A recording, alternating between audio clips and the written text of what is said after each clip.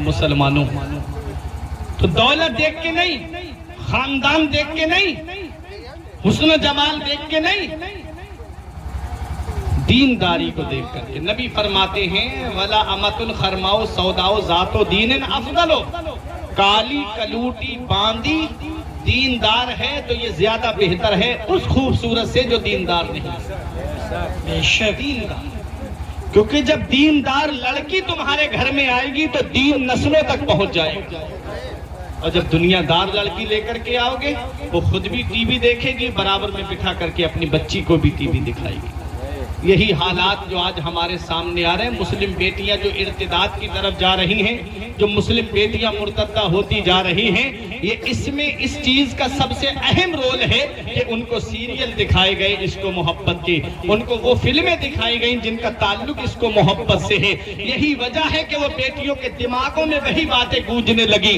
آج وہی بیٹیاں جو ہیں وہ اپنے ذہن کو صاف شفاف کرنے کے لیے یہ جا کر کے کہنے لگی کہ ہماری شادیاں جو ہیں وہ غیر مسلم لڑکوں سے کرائی جائیں، تاکہ مسلمانوں میں جو جہیز کی لعنت کا رواج چل رہا ہے نہ ہمارے باپ کے پاس اتنا ہوگا نہ ہمارے ہاتھ پیلے کر سکے گا۔ ارے شریعت میں جو سادہ نکاح تھا، شادی کرو تو ایسی کرو سادگی کے ساتھ جیسے علی کا عقد ہوا فاطمہ کے ساتھ۔ اور دیکھو اس جہیز کی لعنت کو بند کرنے کے لیے مدینے والے مصطفیٰ نے کتنی بڑی قربانی دی ہے، کبھی اس پہ آپ نے غور کیا؟ میں آپ کو بتاتا ہوں پھر آگے بڑھتا ہوں۔ دیکھو نبی نے کتنی بڑی قربانی دی۔ مدینے والے مصطفیٰ نے جب اپنی بیٹی حضرت فاطمہ الزہرا کا نکاح مولا علی شیر خدا کے ساتھ میں کیا، وہ مولا علی شیر خدا جن کے پاس تاریخ میں لکھا ہے صرف ایک جوڑ کپڑے تھے جو پہنے ہوئے تھے، رہنے کے لیے مکان بھی نہیں تھا، ایک مکان صحابی نے کرائے پر دیا، اس کے اندر مولا علی شیر خدا رہتے تھے۔ آؤ ذرا تاریخ اٹھا کر کے دیکھو، وہ مولا علی شیر خدا ہے۔ مدینے والے مصطفیٰ نے جو مختصر سا جہیز اپنی بیٹی کو دیا تھا، حضرت فاطمہ کنویں سے پانی بھر کر کے لاتی تھی۔ آج ہمارے یہاں پر پانی 40 فٹ 35 فٹ پہ نکل آتا ہے زمین کے اندر سے، وہ عرب کے کنویں ہیں، یہ علماء جانتے ہیں کئی سو فٹ نیچے جا کر کے پانی نکلتا تھا، اور وہ رسی آج ہمارے یہاں تو ملائم رسی ہے، وہ عرب کی کھردری رسی تھی، اس سے جب پانی کھینچ کر کے نکالتی تو ڈول کی رسی کی وجہ سے ہاتھ کی ہتھیلیاں پھٹ گئی، ان سے زخم بن گئے اور ان سے خون ٹپکنے لگا۔ حضرت فاطمہ مرہم لگا لیتی، تھوڑا سکون مل جاتا، تھوڑا آرام مل جاتا، پھر اس کے بعد چکی چلاتی تو زخم پھر پھٹ جاتے اور خون ٹپکنے لگتا۔ ایک دن مولا علی شیر خدا شام کے وقت گھر میں داخل ہوئے، حضرت فاطمہ نے سلام کیا، حضرت علی شیر خدا نے جواب دیا۔ حضرت علی شیر خدا نے دیکھا کہ حضرت فاطمہ کی ہتھیلی سے خون کی بوندیں ٹپک رہی تھی، فرمایا فاطمہ ہاتھ کھولو۔ جب حضرت فاطمہ نے ہاتھ کھولے، لہو لہان ہتھیلیاں تھی حضرت فاطمہ الزہرا کی، مدینے والے مصطفیٰ کی لاڈلی بیٹی ہے۔ نبی فرماتے فاطمہ میرے جگر کا ٹکڑا ہے۔ مولا علی نے دیکھا تو تڑپ گئے، کہتے فاطمہ تمہارے ہاتھ یہ زخمی کیسے ہیں؟ کہاں ہلکے پھلکے زخم ہوں گے؟ کہا نہیں فاطمہ یہ اتنے گہرے زخم مجھے نظر آ رہے ہیں۔ فاطمہ ذرا یہ تو بتاؤ یہ ہوئے کیسے؟ کہا کنویں سے پانی بھر کے لانا پڑتا ہے، رسی کی وجہ سے زخم پڑ گئے، گھر میں جو ہے چکی چلانی پڑتی ہے اس کی وجہ سے زخم پھٹ گئے اور خون ٹپکنے لگا۔ مولا علی شیر خدا کہتے فاطمہ جب سے تم میرے گھر میں آئی تمہیں چین سے کھانے کو کھانا نہیں ملا۔ اے فاطمہ میں تمہارا مرتبہ جانتا ہوں، فاطمہ میں تمہاری شان جانتا ہوں، تمہارا مرتبہ نبی فرماتے فاطمہ میرے جگر کا ٹکڑا ہے، فاطمہ میں جانتا ہوں تمہاری شان۔ جب تم نبی کی بارگاہ میں جاتی ہو نبی اٹھ کے استقبال کے لیے کھڑے ہو جاتے ہیں، تمہاری پیشانی کو بوسہ دے کے اپنے بیٹھنے کی جگہ پہ تمہیں بٹھاتے ہیں۔ فاطمہ میں تمہیں جانتا ہوں، تمہارے بارے میں جانتا ہوں۔ نبی فرماتے ہیں جس نے فاطمہ کو راضی کر لیا اس سے اللہ راضی ہے اور اس کا رسول راضی ہے۔ جس نے فاطمہ کو راضی کر لیا، فاطمہ میں جانتا ہوں تمہارا مرتبہ، فاطمہ میں جانتا ہوں تمہاری شان۔ حضرت فاطمہ الزہرا رضی اللہ تعالیٰ عنہ سے مولا علی نے کہا میری ماں بہنیں پروگرام سننے آئی ہیں، ذرا غور سے سنیں اور ایک پیغام لے کر کے جائیں۔ کیا پیغام ملتا ہے، کیا درس ملتا ہے؟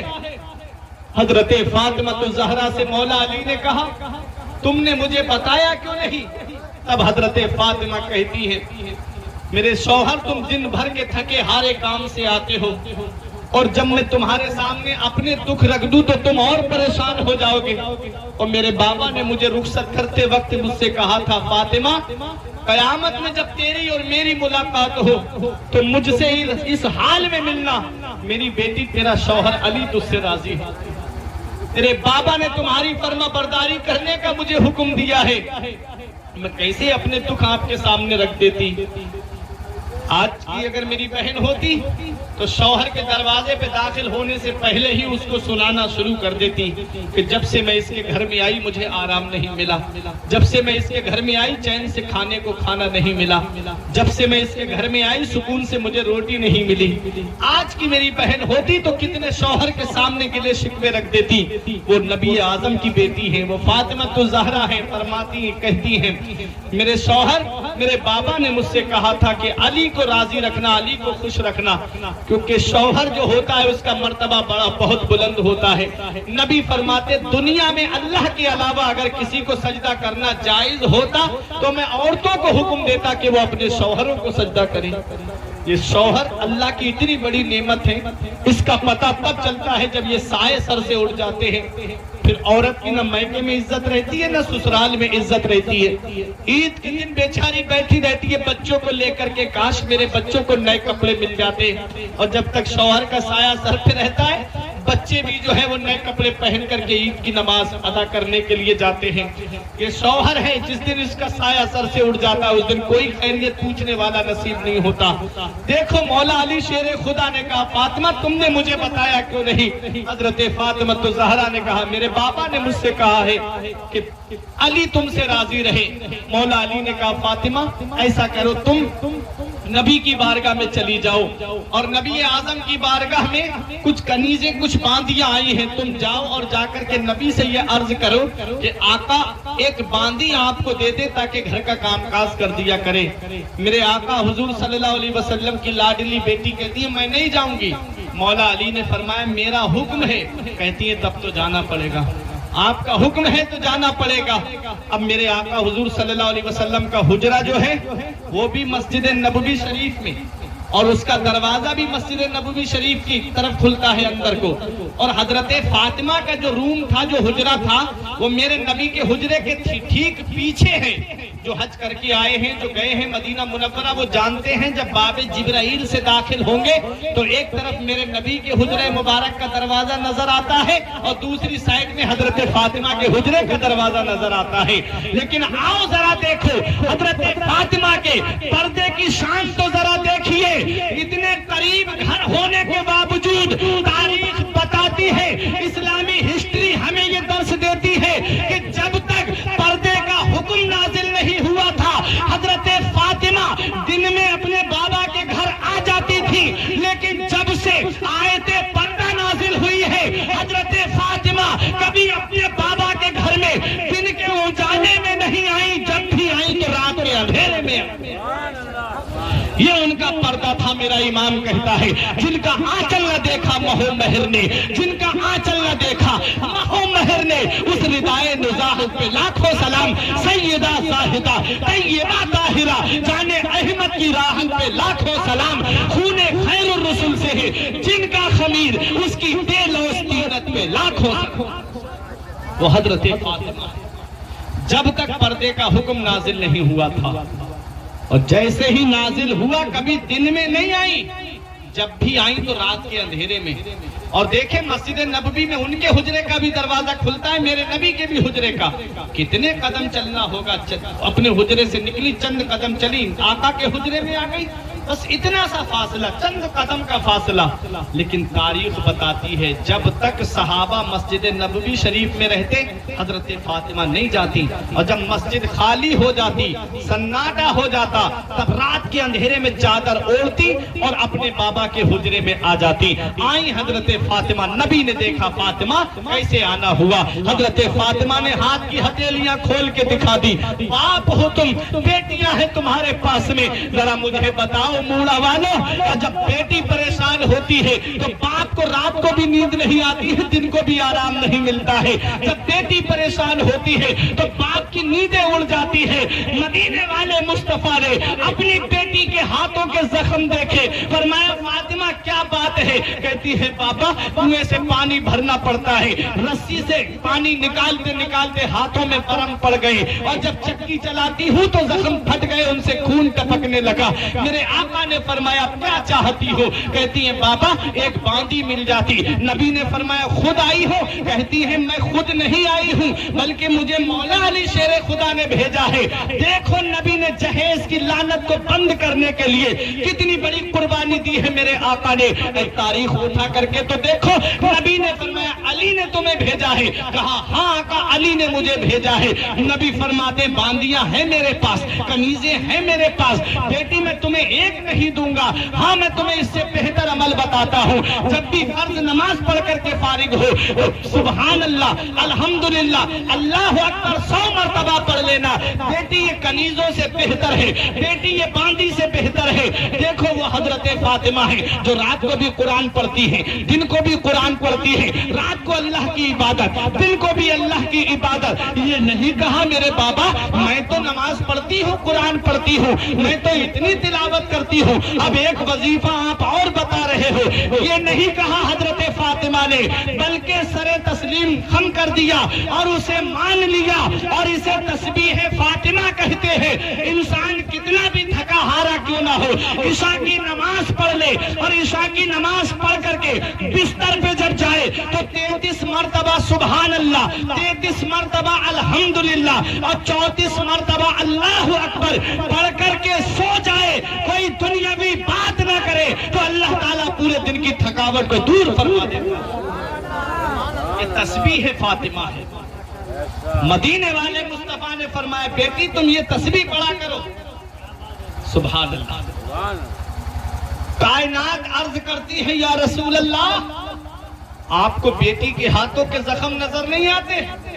آپ باندیاں بانٹ رہے ہو، آپ غلام بانٹ رہے ہو یا رسول اللہ، آپ اپنی بیٹی کو ایک باندی دے دیتے تو کیا ہو جاتا، ایک کنیز دے دیتے بیٹی کو تو کیا ہو جاتا؟ تو نبی کی رحمت نے جواب دیا تھا میں ایک نہیں 10 دے سکتا تھا۔ ارے دنیا کی باندیاں کیا ہے، میں حکم دے دیتا تو جنت سے حور فاطمہ کا کام کرنے کے لیے آتی۔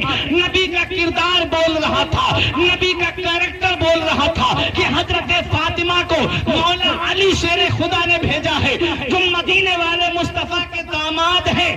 اگر نبی اپنے داماد کے کہنے پر باندی دے دیتے تو آج ہر داماد اپنی بہو کو بھیج کر کے کہتا جا اپنے میکے سے یہ سامان لے کر آ، جا آج یہ مجھے سامان چاہیے، جا مجھے آج یہ چاہیے۔ جب نبی نے اپنے داماد کو دیا ہے تو ہمیں بھی چاہیے۔ مدینے والے مصطفیٰ نے وہ دروازہ وہی بند کر دیا، اور نبی کی رحمت نے جواب دیا کہ مجھے اپنی بیٹی کے ہاتھوں کے زخم تو گوارا ہے، ارے جہیز کی لعنت کا دروازہ کھل جائے یہ گوارا نہیں ہے۔ میرے نبی کی رحمت نے وہی جواب دیا، کردار ہے۔ تو آج ہمارے یہاں کی شادیاں لیٹ ہوتی جا رہی ہیں، دیری ہوتی جا رہی ہے۔ کیوں؟ اس کی کئی وجہ ہیں۔ ایک تو وجہ یہ ہے کہ ہم لمبی لمبی ڈیمانڈیں، نہ ایسا رشتہ مل رہا ہے، نہ شادی جلدی کر رہے ہیں۔ اتنا یاد رکھو لڑکا لڑکی بالغ ہو گئے اور ان سے کوئی گناہ سرزد ہو گیا تو ان کو تو گناہ ملے گا ہی، اس کے ماں باپ کو بھی اس کی سزا قیامت میں ملے گی۔ قرآن میں رب فرماتا ہے وَأَنْكِحُوا الْأَيَامَ، تم اپنے بچوں کے نکاح کر دو، ان کی شادی کر دو۔ ان انتم الفقراء، اگر وہ غریب ہیں، یغنیہم اللہ بفضلہ، تو اللہ تعالیٰ اپنے فضل سے ان کو مالدار کر دے گا۔ یہ قرآن ہمیں پیغام دے رہا ہے کہ لڑکا لڑکی جب بالغ ہو جائے تم نکاح کر دو۔ ہم نے سوچ رکھا ہے نا کہ ابھی ایم اے کیا ہے، ابھی اور لڑکا آگے پڑھ لے۔ لڑکا جب بی اے کر لیا، ایم اے کر لیا، انٹر کر لیا، اب اس کی نوکری لگ جائے، اب اس کی جاب لگ جائے، اپنے پیروں پہ تو کھڑا ہو جائے۔ ابھی تک کس کے پیروں پہ کھڑا تھا؟ ابھی بھی وہ اپنے پیروں پہ کھڑا ہے. یہ صرف ہماری سوچ بن گئی ہے کہ ابھی اتنی جلدی شادی نہیں کریں گے, ابھی اپنے پیروں پہ کھڑا ہو جائے, جاب لگ جائے. مجھے بتاؤ اگر پوری زندگی نوکری نہیں لگی تو کیا پوری زندگی شادی نہیں کرو گے؟ قرآن کہتا ہے, رب فرماتا ہے تم اپنے بچوں کے نکاح کر دو, اگر وہ غریب ہیں تو اللہ تعالیٰ اپنے فضل سے ان کو مالدار بنا دے. اور نکاح کرنے کے بعد ہم نے دیکھا ہے کہ لڑکی کے برکت والے قدم گھر میں پڑتے ہیں تو اللہ تبارک و تعالیٰ اس کے قدموں کی برکت سے اس گھر میں خیر و برکت کا نزول عطا فرماتا ہے. تو نکاح وقت پہ کرنا چاہیے. دیکھو غوث اعظم کے نانا کہتے ہیں میری دوسری شرط ماننی پڑے گی, تمہیں میری بیٹی سے نکاح کرنا پڑے گا, لیکن اس کی صفت سن لو, اس کی خاصیت سن لو. وہ کانوں سے بہری ہے, آنکھوں سے اندھی ہے, ہاتھوں سے لنجی ہے, پیروں سے لنگڑی ہے, زبان سے گنگی ہے. غوث اعظم کے والد کہتے ہیں مجھے یہ رشتہ منظور ہے, اس کی سزا میں دنیا میں بھگتنے کے لیے تیار ہوں, میں آخرت میں اس کی سزا نہیں بھگت پاؤں گا. جب آپ کا نکاح ہو جاتا ہے, جب آپ اپنے حجرہ عروسی کے اندر جاتے ہیں, جیسے ہی آپ دروازے پہ پہنچے, فوراً جیسے ہی دروازے پہ قدم رکھا, اندر سے دلہن استقبال کے لیے کھڑی ہو گئی اور انہوں نے سلام کیا. غوث اعظم کے والد کو بیٹھنے کا اشارہ کیا, فوراً آپ حجرے سے باہر آ گئے. سوچنے لگے اگر یہ پیروں سے لنگڑی ہوتی تو اٹھ کے کھڑی نہ ہوتی, اگر یہ ہاتھوں سے لنجی ہوتی تو بیٹھنے کا اشارہ نہ کرتی, اگر یہ آنکھوں سے اندھی ہوتی تو مجھے دیکھ کے اٹھ کے کھڑی نہ ہوتی, اگر یہ کانوں سے بہری ہوتی تو میرے سلام کا جواب نہ سنتی. فوراً واپس آ گئے اور آ کر کے غوث اعظم کے نانا سے کہا کہ مجھے آپ نے کس کمرے میں بھیج دیا؟ ارے جس کمرے میں آپ نے بھیجا تھا. نعرہ تکبیر.